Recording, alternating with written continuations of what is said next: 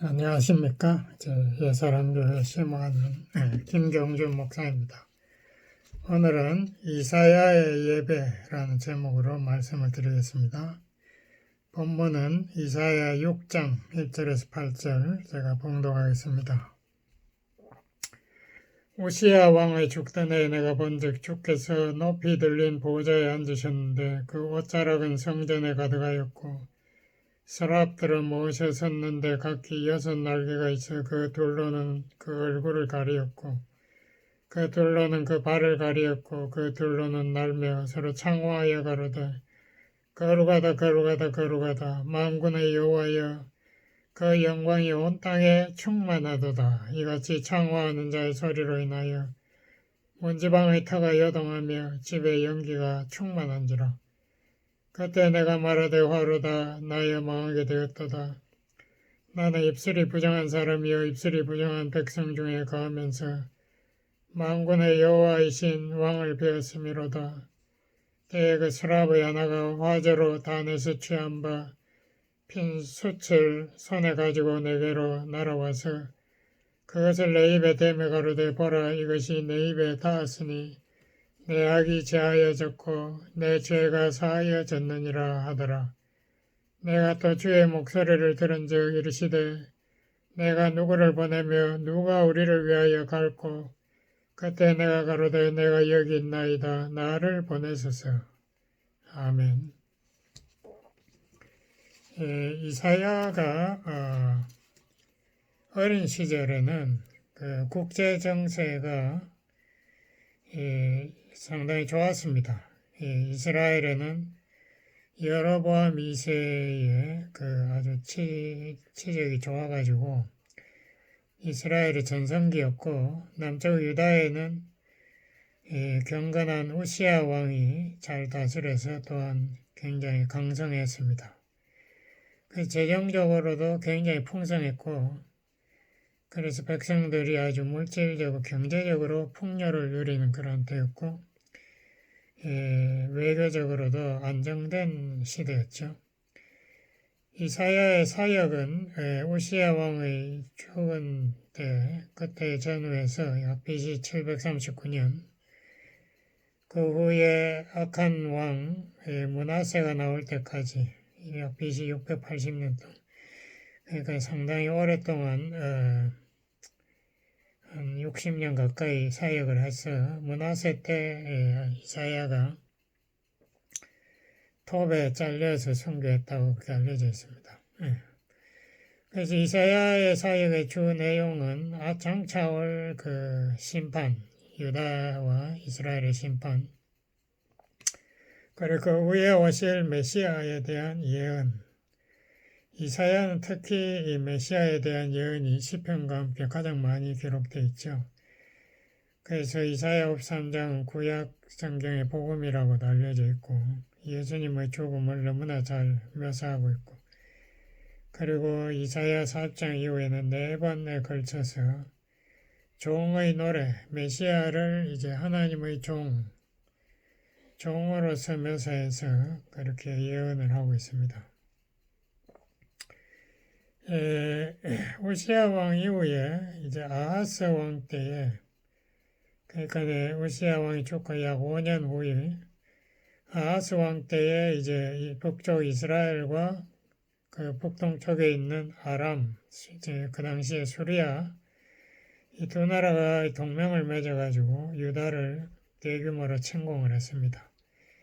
그때 유다는 굉장히 불안해가지고 이사야가 하나님을 의존하고 두려워하지 말라고 했지만은 그 당시 세계 강국으로 떠오르고 있는 아수리아의 사신을 보내고 아수리아의 도움을 청하는 그런 상황이었는데 결국은 그 후에 한 10년 후에 이스라엘은 아수리아에게 멸망당하고 사마리아의 많은 포로가 저 멀리 이란 북쪽으로 옮겨지고 그리고 또 한 100몇십 년 후에 남쪽 유다도 아수리아 이후에 세계를 점령한 바벨론 제국에 멸망하게 됩니다. 바벨론의 느부갓네살 왕은 유다를 3번을 침공해서 BC 586년 결국 완전히 유다를 점령하고 성전을 불태우고 남은 사람을 포로로 잡아갔죠. 이러한 것이 우리가 이사야서의 백그라운드가 되겠습니다.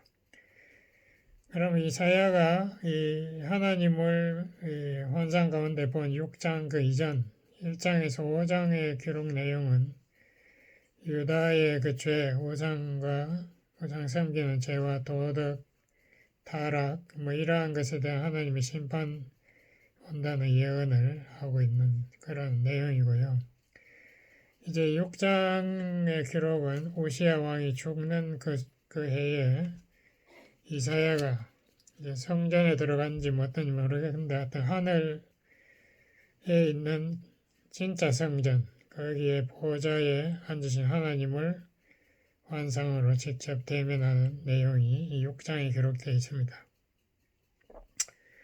제가 생각하기에 이 예배, 우리 교회에서 드리는 예배의 중요한 문제점의 하나는 시작할 때에 하나님에 대한 묵상이 없어요.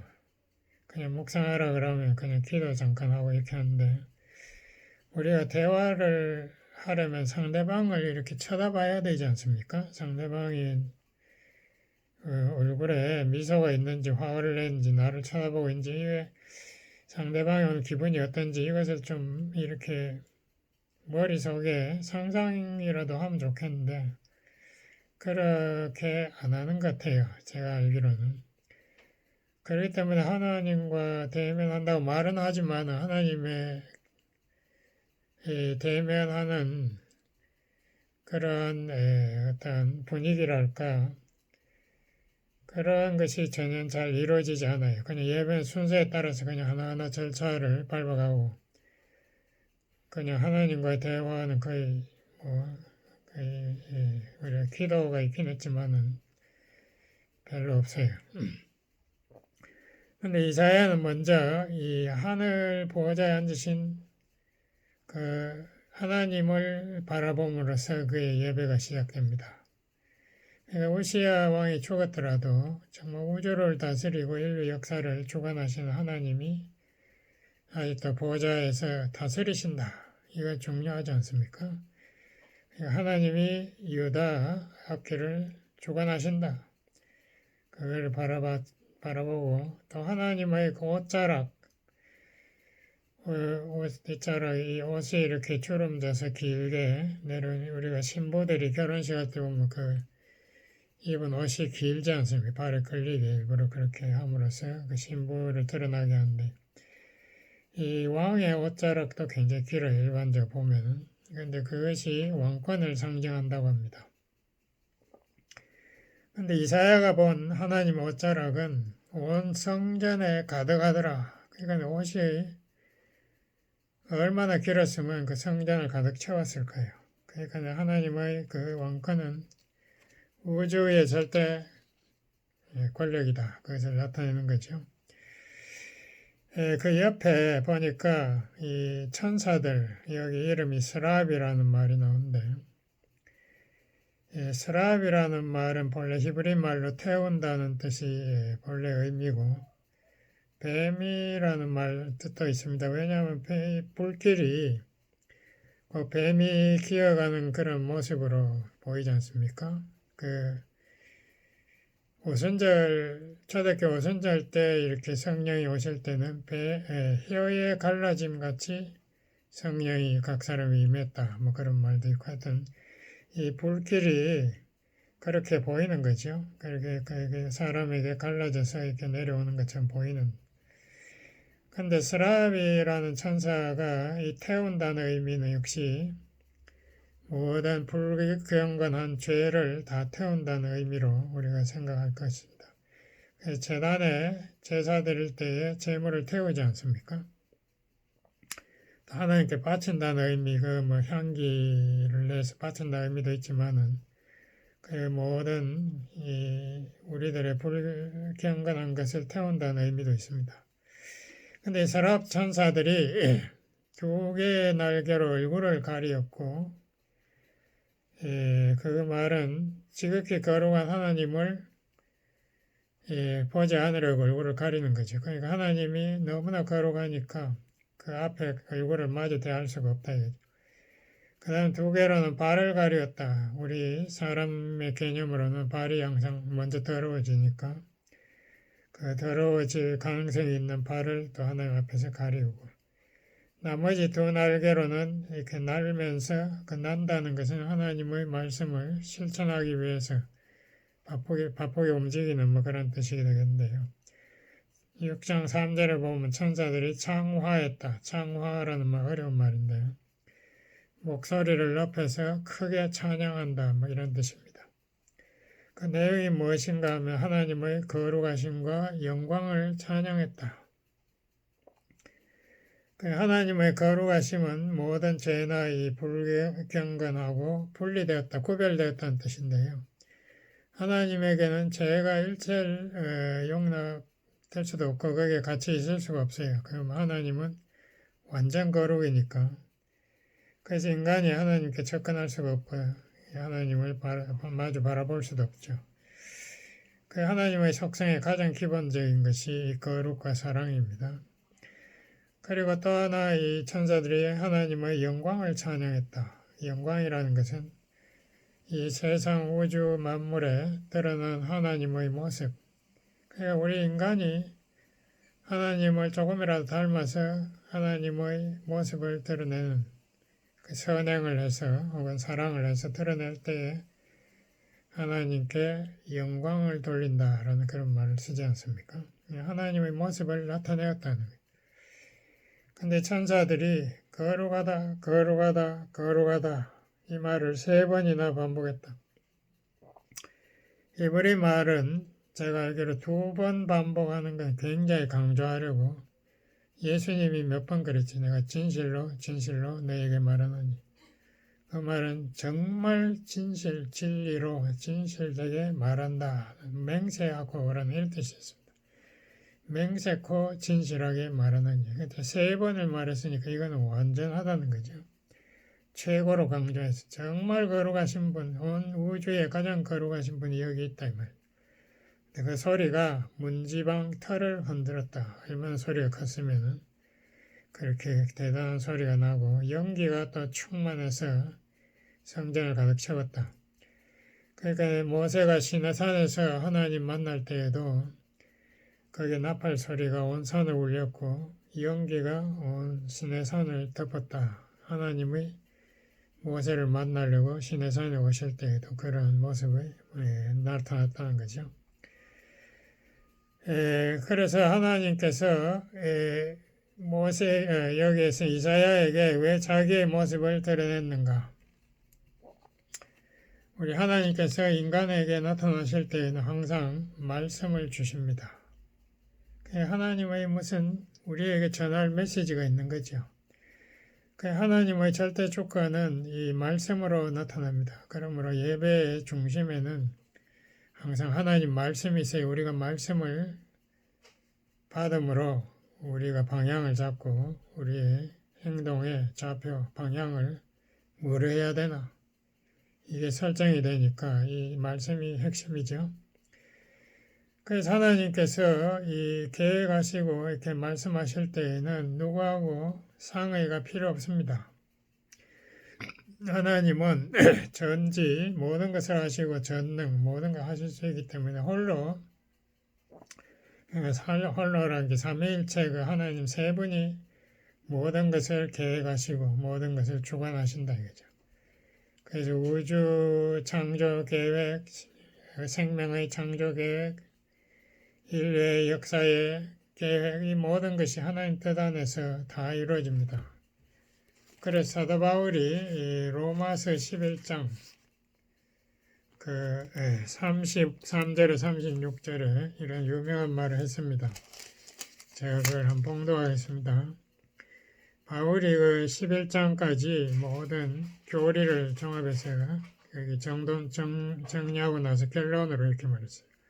하나님이 모든 사람을 순종치 아니하는 가운데 가두어 두심은 죄 짓는 것도 하나님 뜻이다 이거죠. 모든 사람에게 긍휼을 베풀려 하심이로다.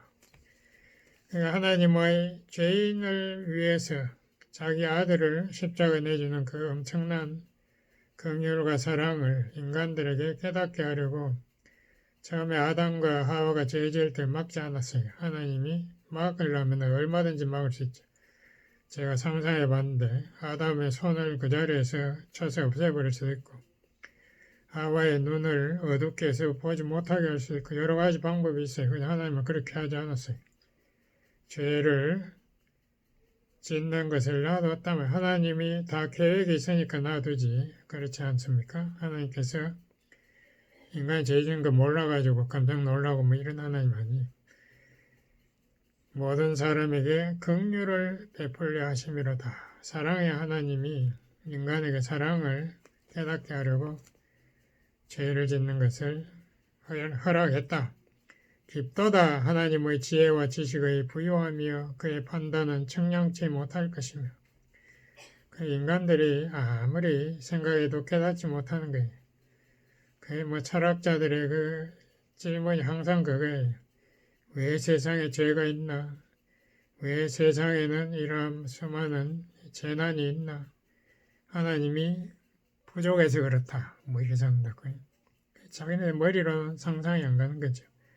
하나님의 길은 찾지 못할 것이로다. 인간의 머리로 깨닫지 못한다. 누가 죄의 마음을 알았느냐? 누가 그의 모사가 되었느냐? 누가 주께 먼저 들여서 갚으심을 받겠느냐? 이는 만물이 다 주에게서 나오고 주로 말미암고 주에게로 돌아감이라. 영광이 그에게 세세에 있으리로다. 아멘. 사도 바울이 이렇게 결론을 탁 내립니다. 여기에는 하나님의 절대 주권, 이 모든 것이 이것이 모든 하나님의 사역의 중심에 있다. 우리가 하나님의 뜻, 그것을 깨닫는 것, 그것은 우리가 하나님 말씀, 성경을 통해서 알죠. 그것이 우리가 예배의 가장 중심이다. 그것을 우리가 받아서 그 말씀을 깨달을 때 우리 삶의 방향이 잡히고 그것을 사명을 받았다고 합니다. 그때 우리의 마음이 결정되면서 하나님의 평안이 우리 마음에 임재하게 되는 거죠. 이 현대과학이 이 많은 우주와 생명의 신비를 밝혀냈습니다. 아직도 밝혀낼 건 얼마인지 있지만 그것이 바로 하나님의 그 전지와 전능의 표현이다. 인간의 어떠한 상상력도 초월하는 거예요. 제가 계산해 봤습니다. 태양처럼 빛나는 별, 그러니까 금성, 화성 같은 저런 혹성 말고 저거는 태양의 빛을 반사하는 그런 거 말고 진짜 수소폭탄이 터져가지고 빛이 나는 별의 숫자가 10의 23성계예요. 10의 23성이라 그러면 무슨 숫자인가 뭐 아무 감각이 없죠. 억에다가 억을 곱하면 10의 16성이 돼. 거기다 또 억을 곱하면 10의 23성. 그게 억에 억을 곱하는데 억에 억을 곱한 것을 경이라 그래요. 그런 말을 여러분 써본 적도 없죠.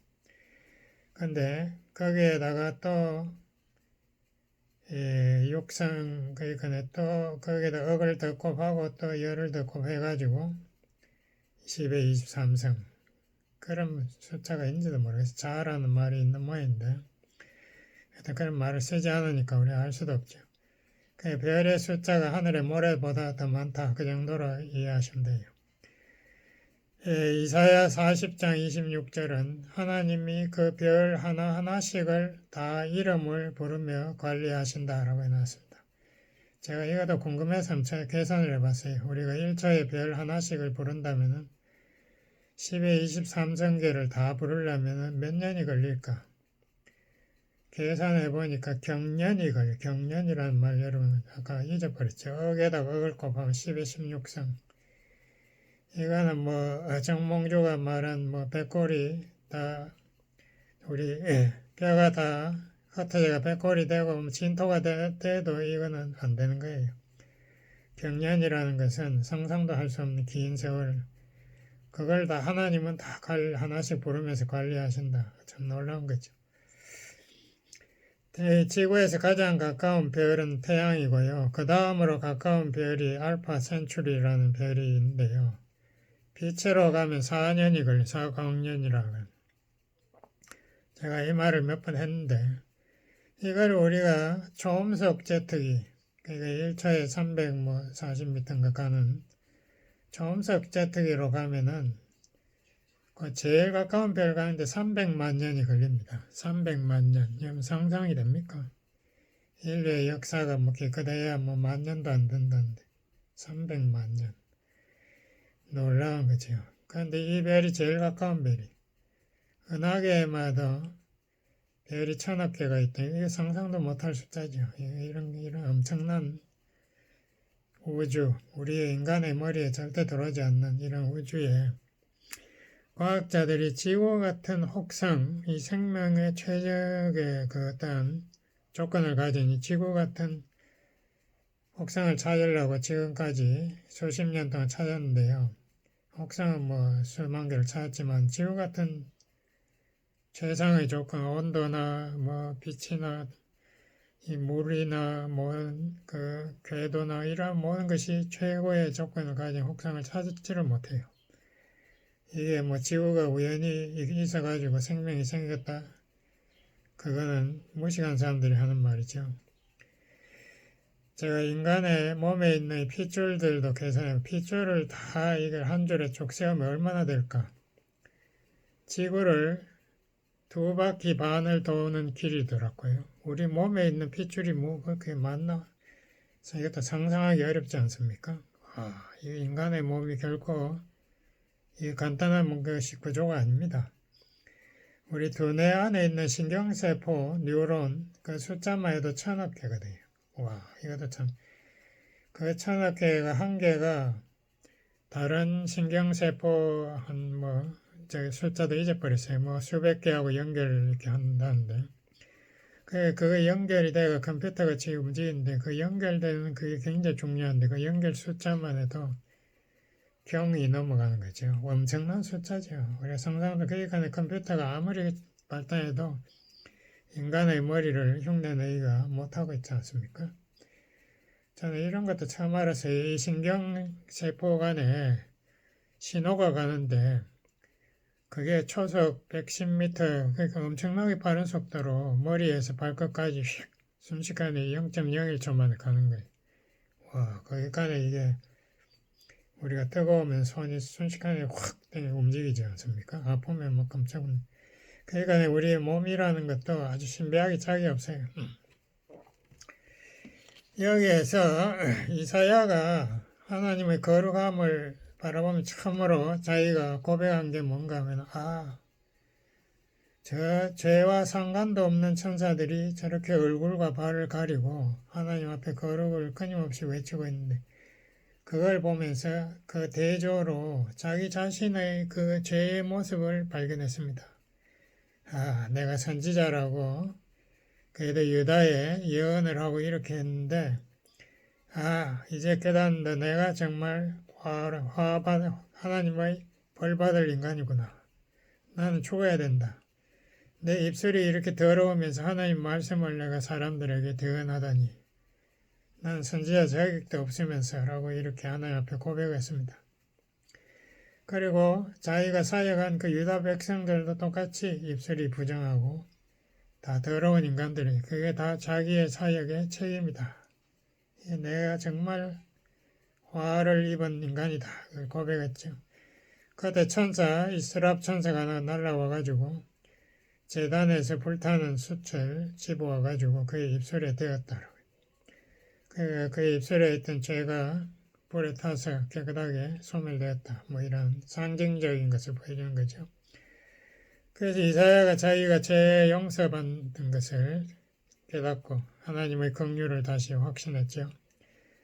그때 하나님이 이런 말씀을 하십니다. 누가 우리를 위하여 간다는 것은 하나님의 메시지를 전하는 사명을 감당할까?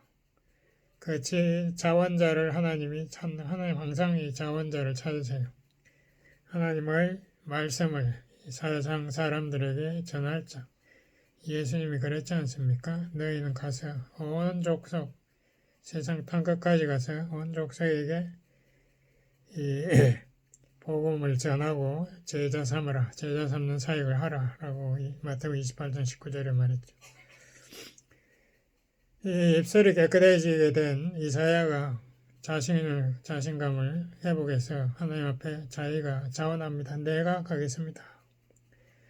우리는 여기에서 예배의 그 핵심에 서 있는 하나님 말씀에 우리의 반응은 무엇인가?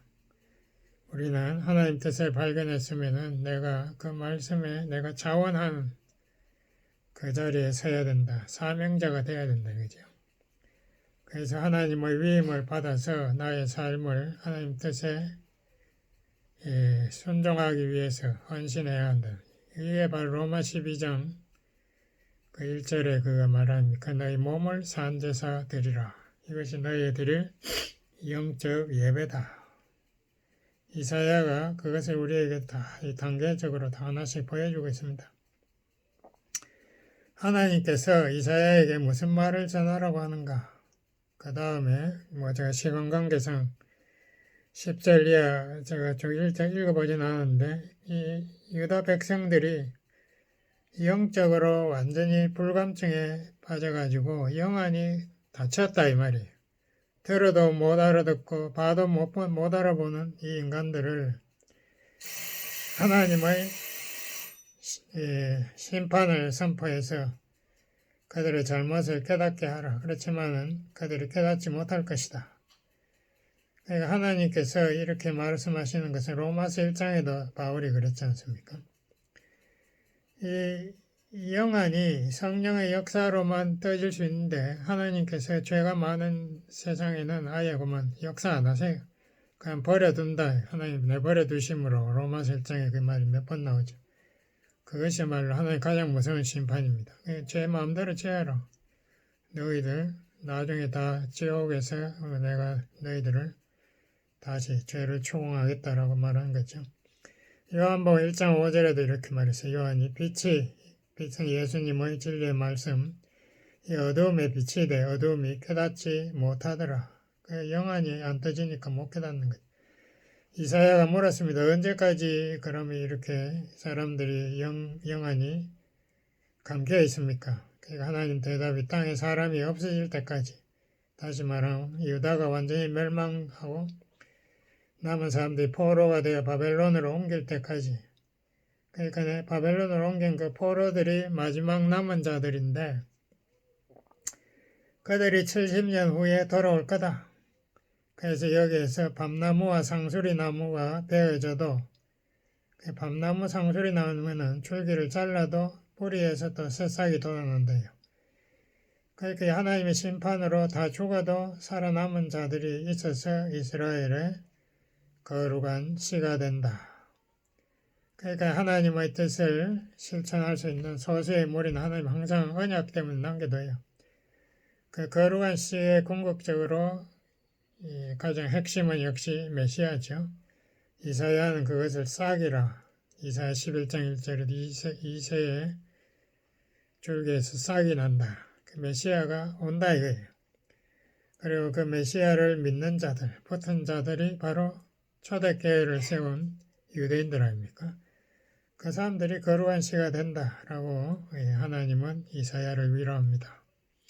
우리가 이사야 예배에서 이 하나님의 말씀 중심으로 드리는 예배를 우리가 삶에 실천해야 되겠습니다. 기도하시겠습니다. 아버지 하나님 감사합니다.